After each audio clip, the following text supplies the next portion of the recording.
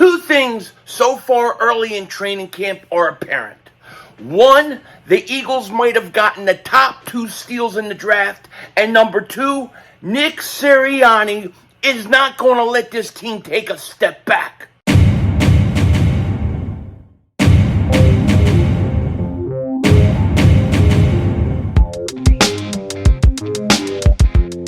Dallas still stinks.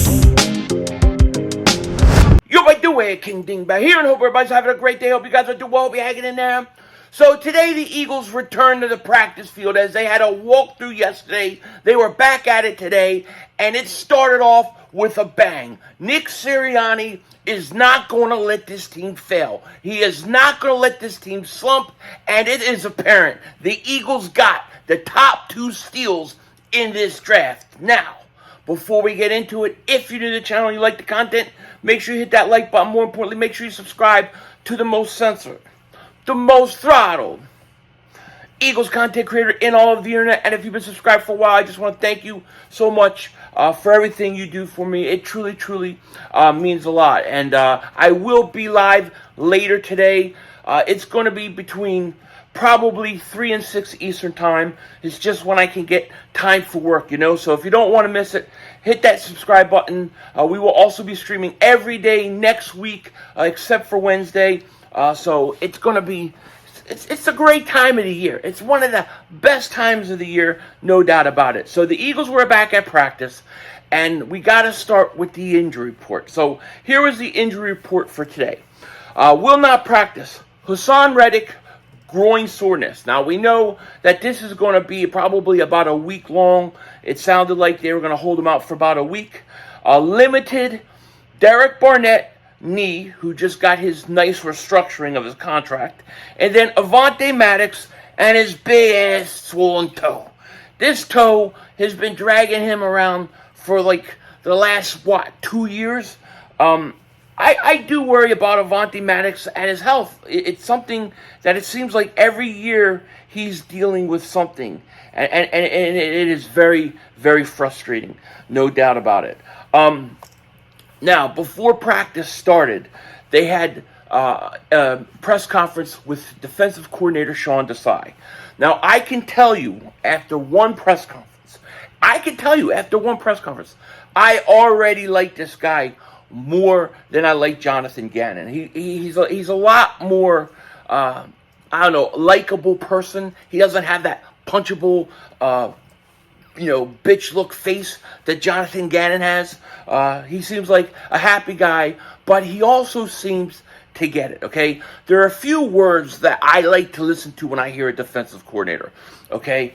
One of them is not a counterpuncher or counter. It is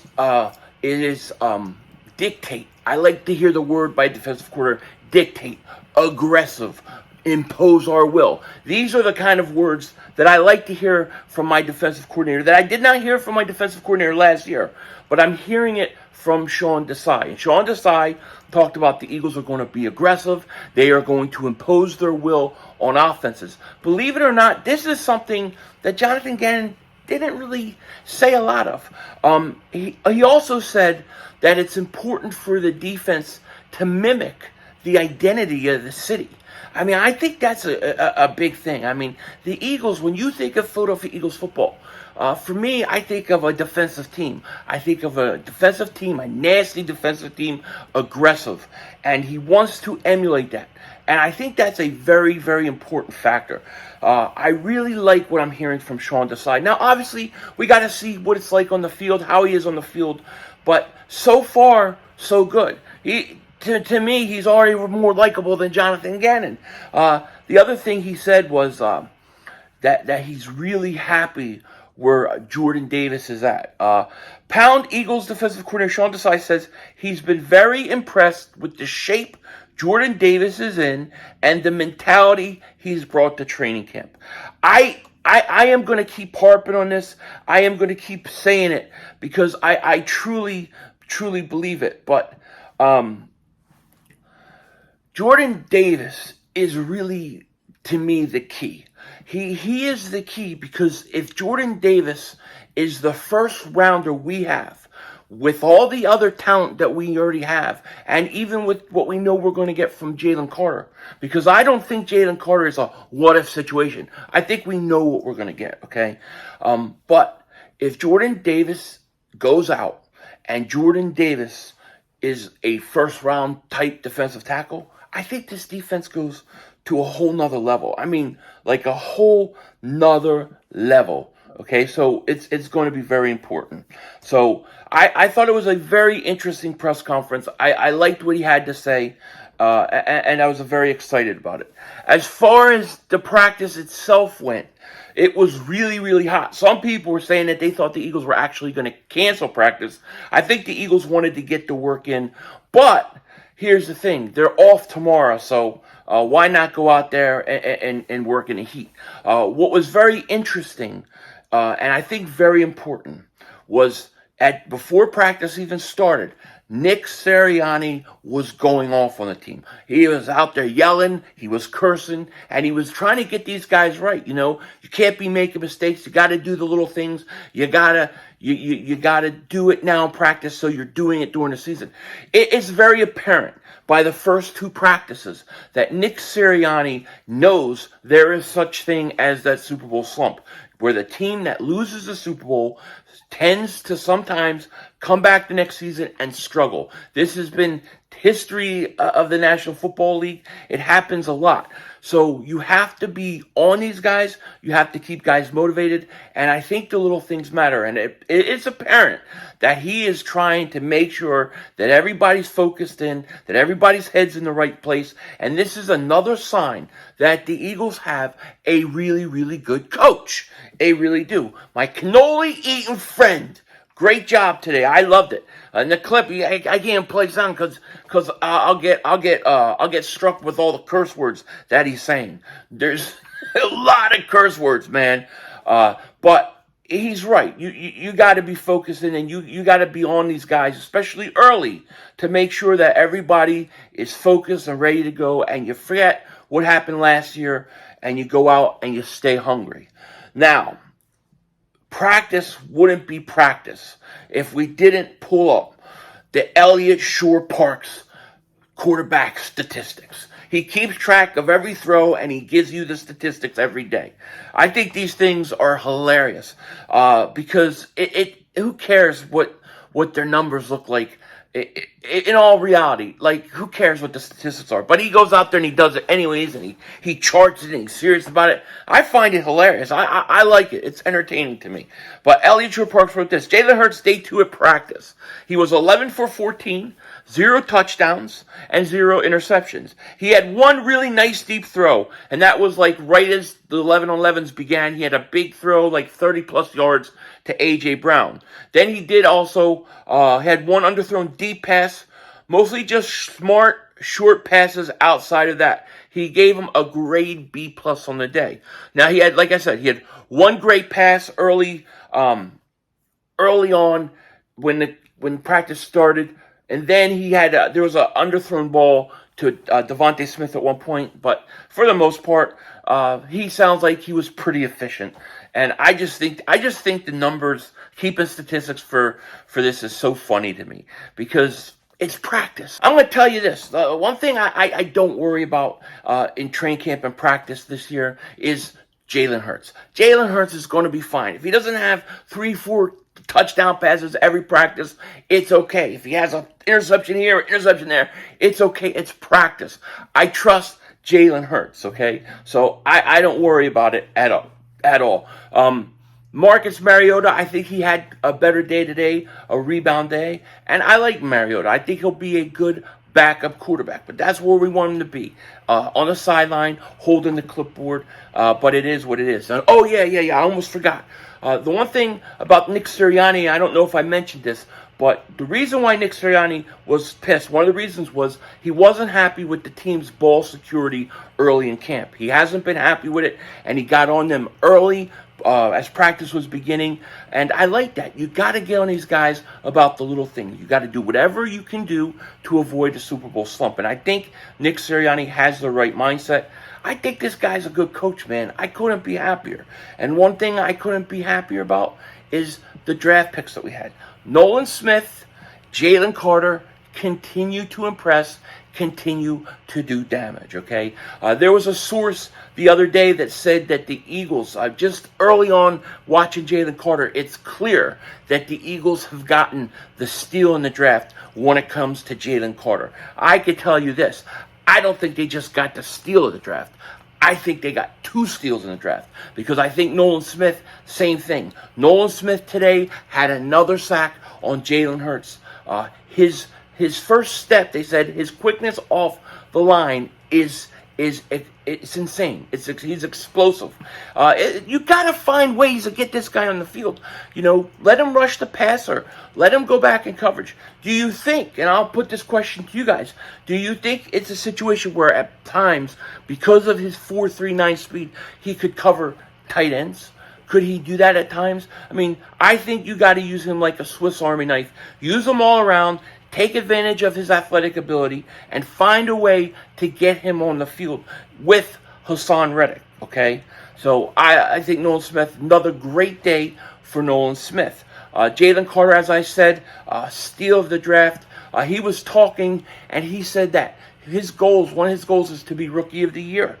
He thinks that with Sean DESAI as a defensive coordinator, he'll be able to do it, or he have a chance. I don't know how easy it is to be the Rookie of the Year for a defenseman, especially when you have rookie quarterbacks. But I think he can win Defensive Rookie of the Year.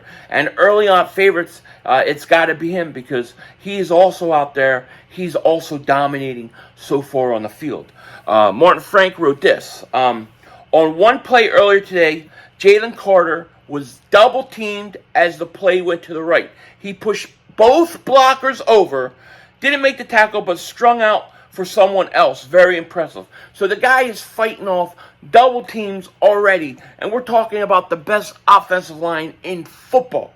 All right, and he's pushing guys around. He had a sack also earlier, another one. I expect big things from this guy. This is why I say that when it comes to to Jordan Davis, you know what you're going to get with Jalen Carter and the rest of these dudes. I think you do.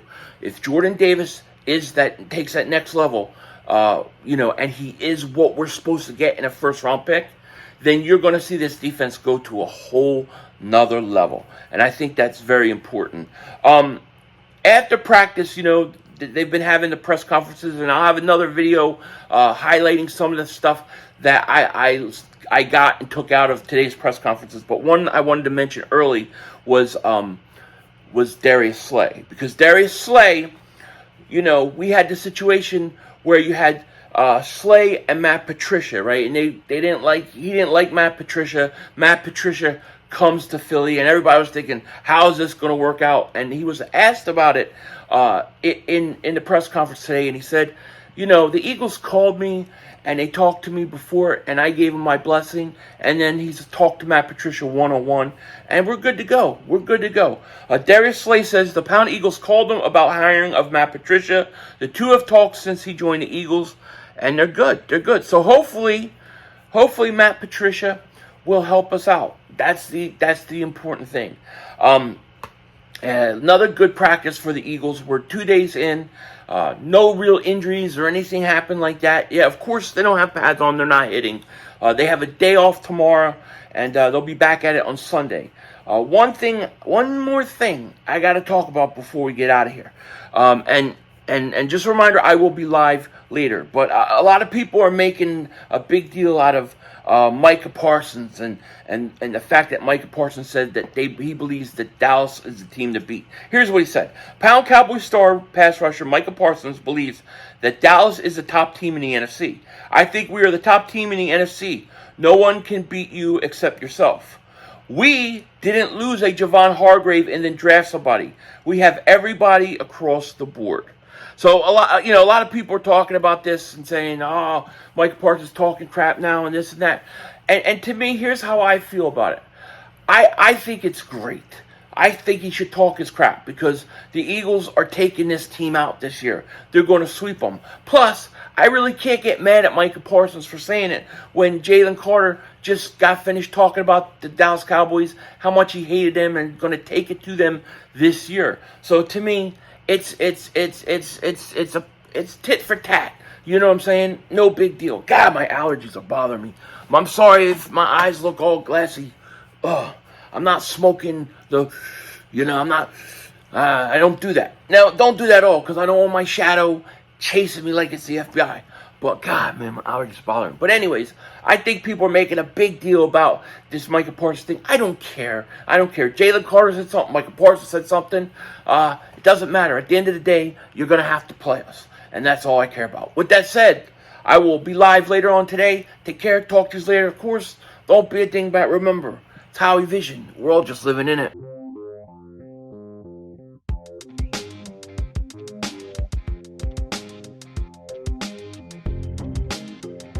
Okay, so one thing I got to correct from earlier in the video. Jalen Carter didn't say he wanted to be Rookie of the Year. He said he wanted to be and win Defensive Rookie of the Year. There's a big difference there, because Rookie of the Year is very hard for a defensive player to win. Defensive Rookie of the Year, I think he's the odds favorite to go ahead and do it. So I wanted to correct that from earlier in the video. The other thing I wanted to say was, I'm really conflicted about Madden. I know the game's going to stink. I know it's going to suck, but I want to be able to play football. I want to be able to play it. But it's going to stink. It's going to stink. And I'm really thinking, should I buy this thing anyways just to play it so I can play online with you guys? Or should I just hold my ground and skip it and wait until they actually one day make a good game, which may be like in 30 years? I don't know. Let me know what you guys think. With that said, pinky up when you drink. Show you have class like the mafia. Denzel Washington out.